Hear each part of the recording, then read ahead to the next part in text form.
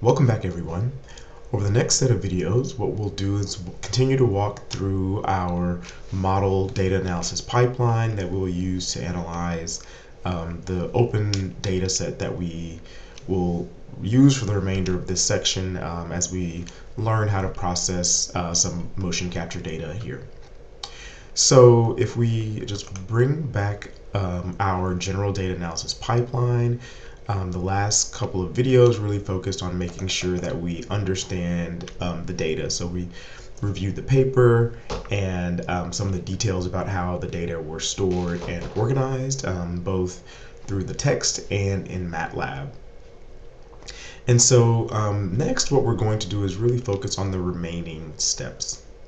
So one of the things that we have here, if we look at our data set, if we go back to our manuscript here, one of the things that you'll notice is that we have a set of, in this case, joint angles. So here's the ankle, knee, and hip for different tasks. So normal walking, heel walking, toe walking, and then both ascending and descending a step. So one reason why we might design a study like this is to understand how different aspects of our kinematics or kinetics change as a function of the task we're performing. So what we'll be doing over the next set of steps and through a couple of scripts is asking how changing from normal walking to heel or toe walking impacts our peak ankle dorsiflexion and peak knee flexion. So if we think about what we need to do to accomplish that, well, first we have many different trials of each task for each participant. And what we would like to do is compute some average trajectory for these joint angle or average joint angle trajectories for each participant, and then look at how the peak of those trajectories changes across these different tasks.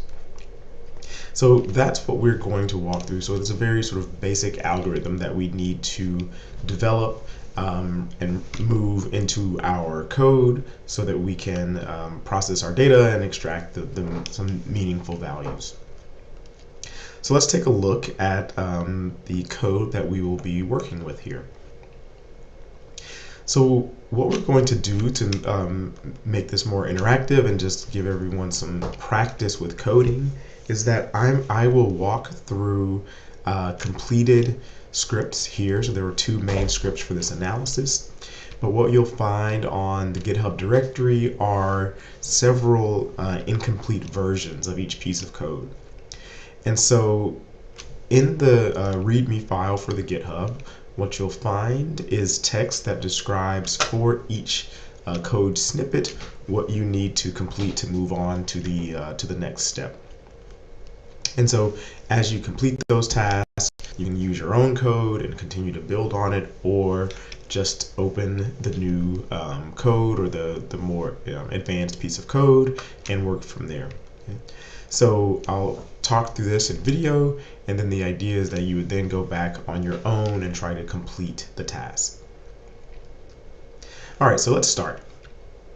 So here at the top of the file here, I just have a description of the purpose of this script. And one of the first things that we'll do just to sort of clean up our workspace is clear our console, delete any variables in our workspace, and close all of the open figure windows. Okay? So that's not something you have to do in all your scripts. It's just something that I like to do in this context so that we have a clean slate to begin with. So in general, when writing data analysis scripts, one of the things that I personally like to do is to start off by declaring variables that I might use later on in the script. So one common thing that I do in almost all of my data analysis scripts is that I have some variable called home, and that stores the directory where my scripts are located. Okay? So normally I have a folder where I have my analysis scripts. Within that folder, there's another subdirectory where I store my data. Okay? So here, if I go to MATLAB, actually let's go ahead and do this. Okay, so now if I go back to MATLAB, I have a clear workspace, clear console, and I can see here in my folder that I have a file that's compiled joint angle data.m. And so when I type home equals cd, this home directory is just where I am currently located in my current folder within MATLAB. So next, I know that what I need to do is I need to systematically go through and load data for each participant, maybe do some calculations, store those results in some form, and then do that for all 50 participants. So generally, when you know that you're going to repeat a set of commands and essentially grow an array or a matrix, it's good to do what's called pre-allocate space for that matrix or array. So in this case, I'm going to be computing the average joint angle trajectories for each participant for each of the 5 walking tasks.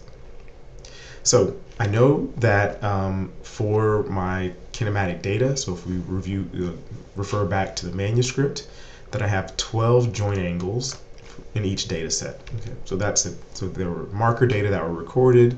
They were then processed to compute 12 joint angles. Those joint angles are then represented as a function of the gate cycle. So they're what we call time normalized. So there were 101 points corresponding to 0 to 100% of the gate cycle. And then I also know that I have 50 participants.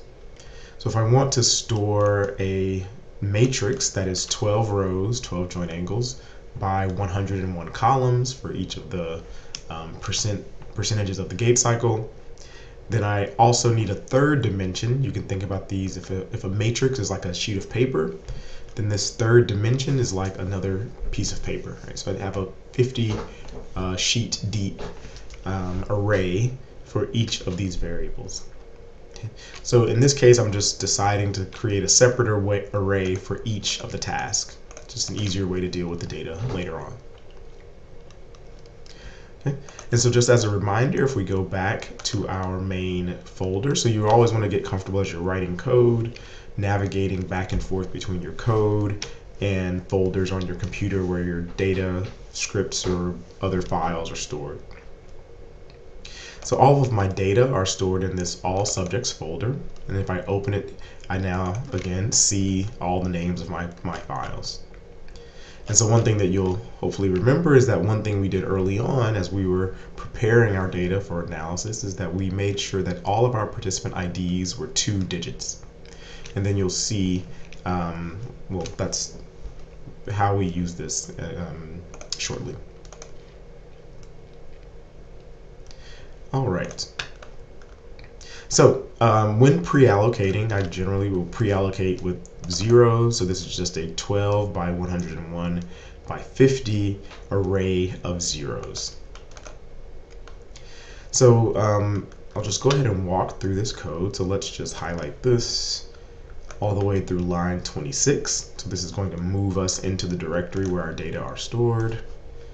Let me first make sure I'm in the correct directory. Yes, I'm in the folder where my script is stored.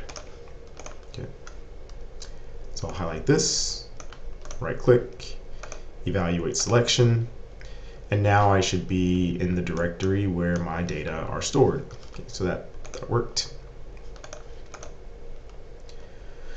All right, so one of the things that we're going to do in this script is that we're actually going to recreate a version of the figure from the paper that we just looked at.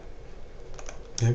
So in this figure, if you look at the caption and read it closely, it shows the joint angles for 3 joints for all 50 participants for the 5 tasks, where each line, each gray line here represents an individual joint angle, so for a single cycle, and then the black line is the average across participants. Okay.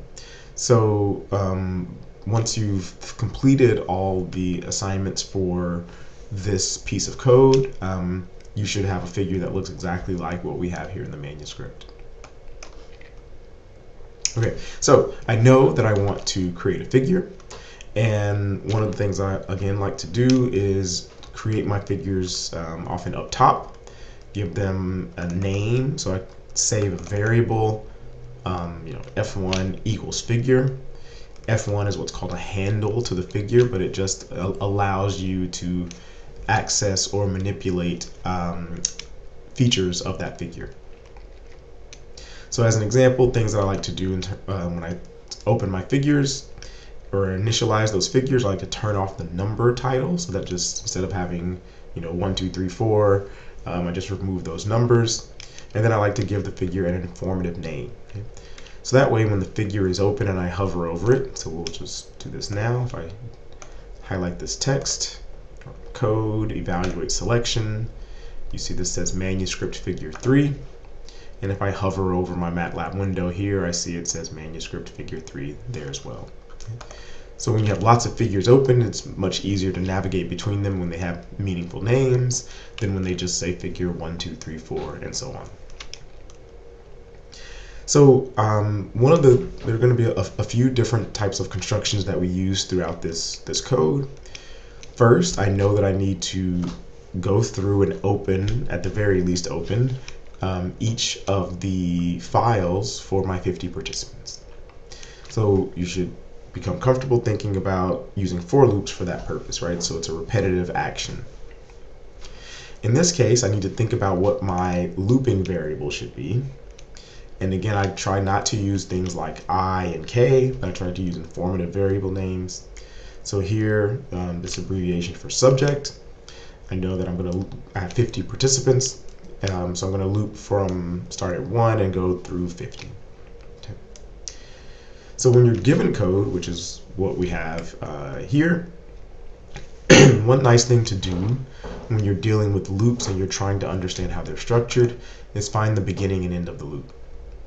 So MATLAB has a nice tool for this, where when you place your cursor by the beginning of in this case, our for loop, you see down here that it tells you the line where it ends, so line 144. Okay? So everything between lines 34 and 144 is within this for loop.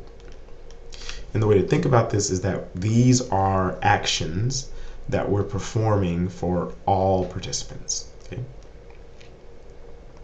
All right, so once I step inside my for loop, now I know that this variable exists, right? So it's available within the for loop. And the first time we go through, it has a value of 1. The second time we go through, a value of 2, and so on. So now I want to use the value of subject, or subj, to load my file name. And you'll remember that we did this in the example code where we use the simulated data, where we create a file name by by building what we call a character array.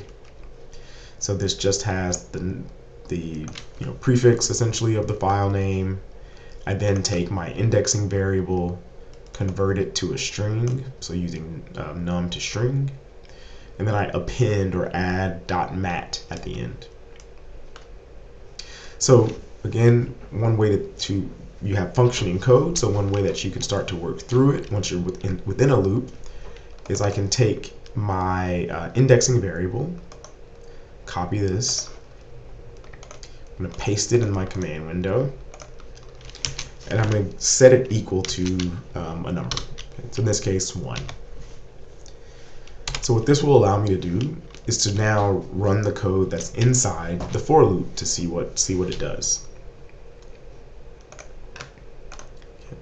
So in this case, I'm going to just highlight this whole if statement, and logically I can walk through. So if subject is less than 10, I know subject is 1, so I should be in this part of my if statement. I'm going to have subject 0 and then num to string of the number 1. So this should be subject 01.mat. So I'll right click this, evaluate selection, and then see what the outcome was, right? So I want to go back to my command window, look in my workspace, and check file name. So file name is subject1.mat. Right. So that works. So now that I have my file name specified, now I can just load it. So I can just highlight this, evaluate, and you will see that this loads a structure S, and hopefully you'll remember, clear our console here, if I type S, that this is the structure that holds all the data for my participant. So we've already reviewed the contents of this data structure, but it's always good to do this multiple times to make sure you're comfortable with the data you're analyzing.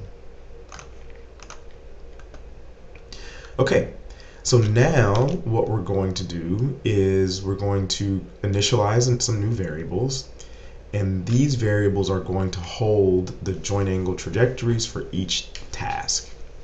So it's a little bit confusing, but if we look closely at the data, what we'll find is that the participants did not all perform all the same task, and they even performed different numbers of trials for each task. And so I need to write code that's flexible enough to handle that variability in my data set. So what I'm going to do here is just create several empty arrays, and I'm going to fill them in as I move through my data set. So let's think about that a little bit more deeply.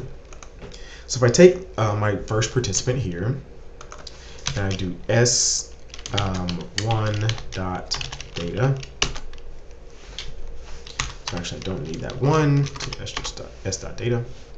So here again, remember we have a 1x42 structure, that's the data field, and that corresponds to the 42 trials that this participant completed. So if I look at the first trial, I see that the task here is walking.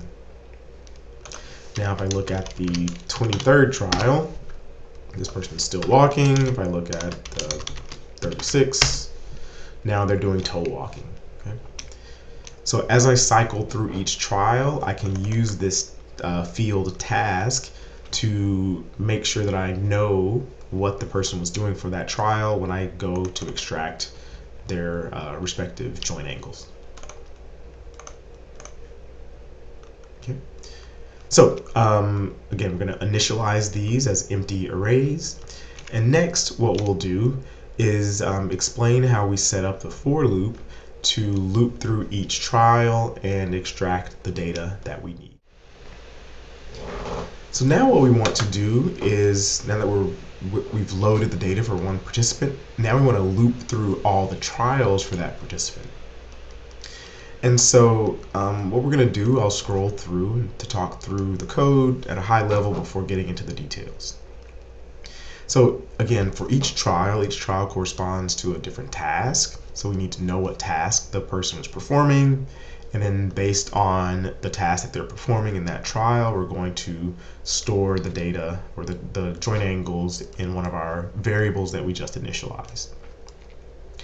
From there, we're then going to plot the data for that trial on the appropriate axes on our figure, and then we're going to do that for all of the trials. All right, so first, we want to, for this participant, we already know that there are 42 trials, but that's not going to be the case for everyone. So one of the things that you want to get into the habit of doing is to write things in terms of variables or parameters. So what do I mean by that? So I know that I want to loop through all my trials. We're going to start with trial 1, but I don't necessarily know how many trials I have for each participant. I could go in each file and create, on a spreadsheet, a list of the numbers of trials for each participant, but that will be really cumbersome, right? And there's the chances for errors when I do that. So instead, what I want to do is use the file itself. I want to extract the information from the file. So in this case, if I just go into the data field for my structure and use numL, which is again number of elements, this highlighted piece of code will tell me exactly how many trials I have for that particular participant. So that code will work for all participants no matter how many trials they have. Next, what I want to do is extract the information from that data set or that trial that corresponds to the task that the participant was performing. So again, as we just saw earlier, that information here is stored in the data field for that particular trial.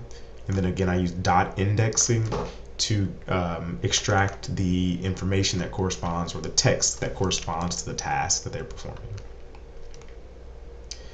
So now I have a variable task that is either walking, hill walking, toe walking, etc. So next, what I want to do is I want to make some decisions based on the task that the participant is performing. So I'm going to use a new construction that we haven't seen yet, at least here in MATLAB, which is the switch case construction. And what this is going to do is it allows us, it's basically a bunch of if-else statements. But in this case, I have defined conditions that are based on text-based, and this is just a little bit of a simpler code than a set of if-else statements. So what we're going to do is we're going to use our variable task, and we're going to switch and make different decisions based on the value of task. So this variable can have, there are different cases for that variable.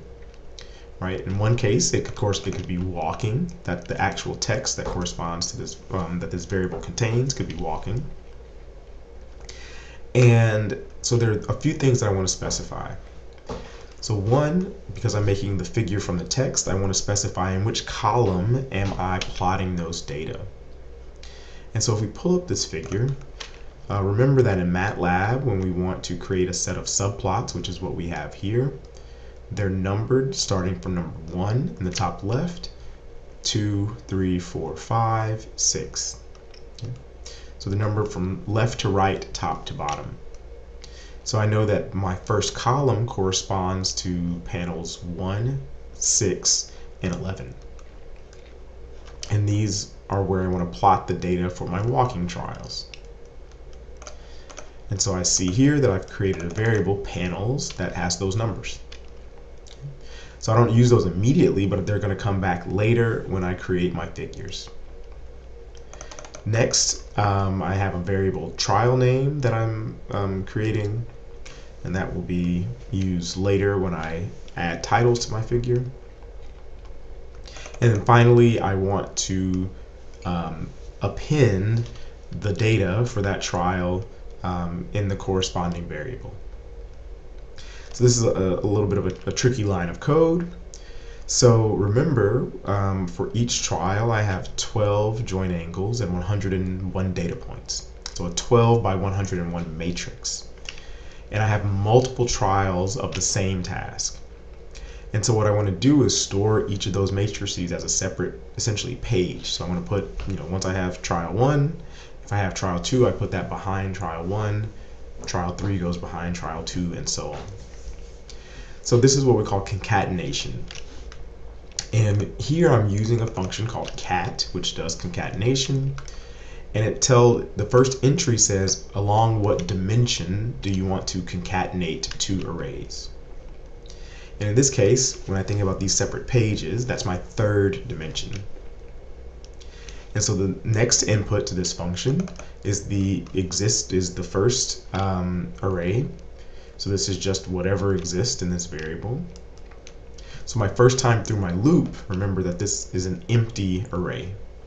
Okay? So there's nothing there. So what it's going to do is then take my joint angle data, so that's everything that's highlighted here, and it's just going to put that inside my empty array. Okay. The next time through the loop, if there's another walking trial, it will just add that matrix to the back of this one, and I'll have two dimensions, or two arrays back to back. And so, take some time, pause if you need to, make sure you understand these lines of code, actually technically these lines of code.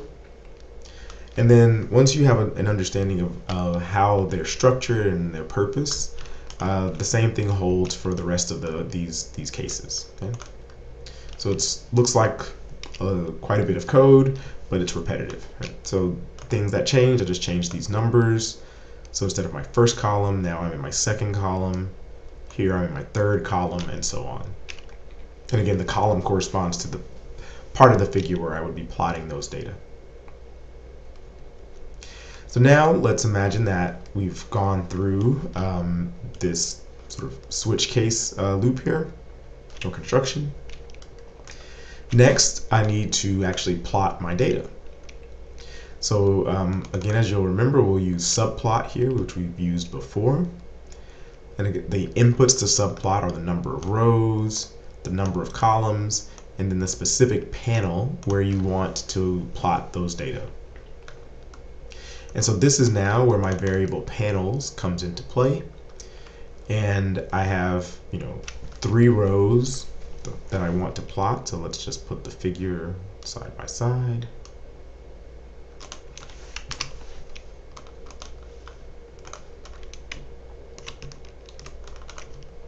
Okay. So 3 rows, 5 columns. And then again, when I'm walking, we're going to do rows, panels 1, 6, and 11. Okay, and then we're just going to plot our data. So in this case, when we want to plot ankle, knee, and hip, remember I said we have 12 joint angles. So I need to make sure that I'm plotting the right data on the figure. So as you can see here, what we're doing for the ankle is that we're plotting the 10th row of the angle variable. Okay. So how do we know this? Let's see if we can find that information. So I'm going to scroll back to my text here. So here they're talking about the subject x.mat file, and let's see, where are we? Markers. Let's see. There it is. Okay. So here is the variable that we're looking for. So there's a field within my data called angVarName, which just tells us the name of all of our joint angles. So let's go to S. So here we have that field. So if I just type s.ang, remember I can press tab to autocomplete and press enter. And so here I can see the name of all the joint angles, right? And so I can count here. So there's 12, 11, 10 is going to be my ankle flexion. 9, 8, 7 will be knee flexion. 6, 5, 4 will be hip flexion. Okay. And so you can see we have 10, 7, and 4 corresponding to the ankle, knee, and hip. So take another pause if necessary, just to make sure that you're comfortable accessing and moving through data structures in MATLAB. So here our main structure has the name S. We then are interested in the data field. Again, that field was a 1×42 array. So here I use in parentheses trial num to indicate which element of that array I want to access. And then that array has many fields, one of which is A and G, or the joint angle data. And once we sort of dive down to the joint angle data level, that is now a variable that has 12 rows and 101 columns. So in this case, when I want to plot those data, I'm only interested in plotting the ankle angle. So I'm only going to extract the 10th row, and then the colon here indicates that I'll extract all the columns from that variable. So in this call to the plot function, I also have a second input here, which is B, and that just specifies that we're going to plot these data with a blue line. Lastly, I turn my hold on because I know I'm going to add more data to this figure. All right, the next 3 lines, again, whenever we make a plot, we want to make sure we annotate it, label it, and add units as needed. So here we have our X label, which is essentially the percent gate cycle, but this is the title that was used in the manuscript. We have our Y label and our title. Okay, so we do the same thing again. If once you understand these lines of code, pause if necessary. But once you understand these, then we just make subtle changes in the next two blocks to plot the same information for the knee and the hip. So we need to tell MATLAB now we need to move to a different panel. So we update the third entry to our subplot call. We update the row of our matrix that we're plotting, and then we update some information on the y-axis labels. All right. So what we're going to do here is I'm going to put a breakpoint, and we're going to just run the code to that point. So press run. I'm going to change my folder so that it moves us back to the home folder. And now we can see what happens the first time through this code. So these are all the data, or all the joint angle trajectories for our first participant. So you'll note that there are only 4 columns here. And that's because this participant did not, we don't have data for the step descent for this participant. You can also pretty clearly see that they do more walking trials than any other trial, and fewer stepping trials probably than any other trial.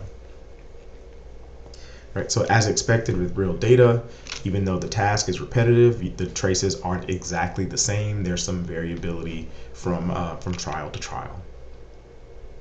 So in some cases, we might want to take a closer look at these data, make sure that there are no outliers that are sort of clear red flags that there may be problems with our data set. These look reasonable, and so we're going to continue from there.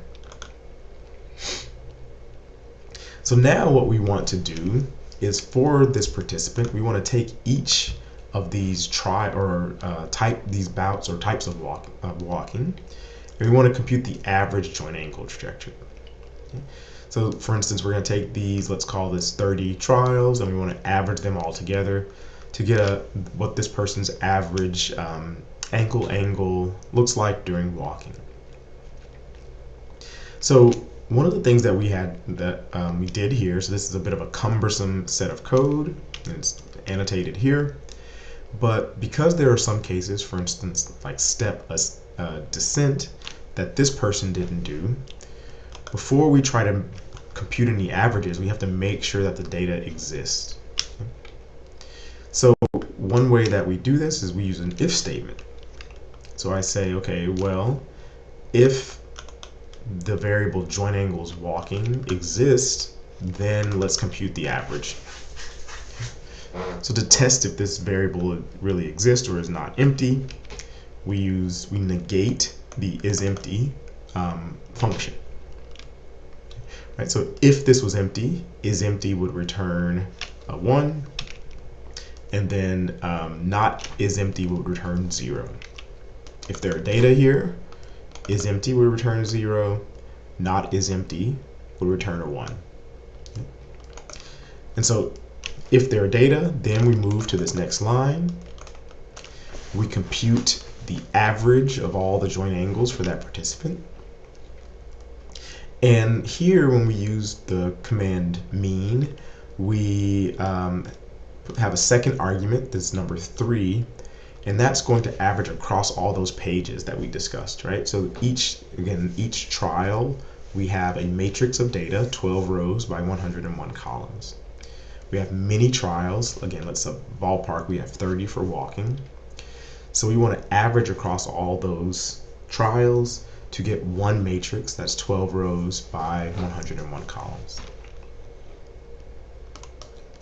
And what we're going to do is we're going to store that matrix in another variable that I call average joint angles walking. Okay. So ultimately, this is going to have 12 rows and 101 columns and 50 pages, where each page corresponds to the average joint angle trajectories for one participant. Okay.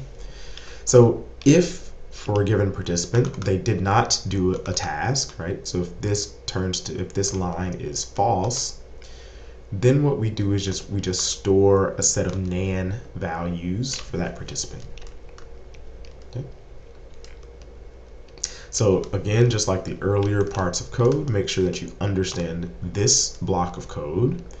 And if so, then the rest of them are pretty much the same with just some minor changes to accommodate different trial types. All right, so I'm gonna continue to here. Actually turn this breakpoint off, continue here. So now it's going to take a while. So now it's going through all 50 participants. So it takes a little bit of time here. And then once that's finished, we can take a look at our figure and then finish up this bit of code.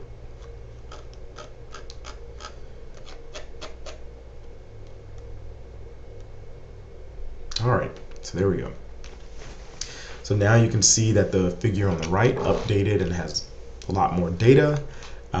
In general, you can see that the trajectories look fairly similar, and this is now all bouts of walking for all 50 participants.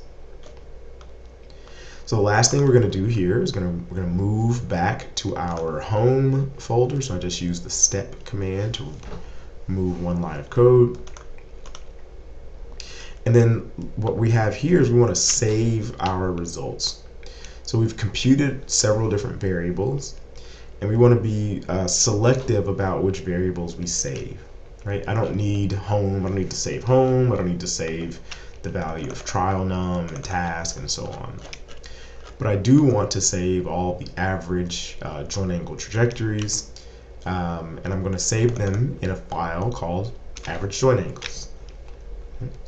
So with this use of the command save, you save followed by the file name, and then after that is a list, space separated list of variables in your workspace that you'd like to save.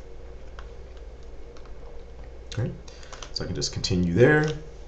I finish up this code, and now I should have a file called averagejointangles.mat in my workspace. So if I go here, here's that file. Okay. So let's see, if I clear my workspace, drag this in, now I see I have my average joint angles. All right, so the next thing, what we'll do in the next video is we'll take these average joint angles and actually run them through a statistical analysis and create a publication quality figure. And what you'll find, again, in the README file for GitHub, as well as in the folder, the GitHub folder for MATLAB, is a set of incomplete scripts for the analysis that we just walked through. And for each script, there will be instructions as to what you need to complete. And so you should take some time to try to complete those exercises to make sure you understand the various things that we were doing as we set up this first part of our data analysis pipeline. If for some reason it takes you too long to solve one of the steps and you are not unable to get help, you can always just move to the next file and it will have a completed version of what you needed to do for the previous exercise. All right, so I'll see you all in the next video where we finish up our analysis.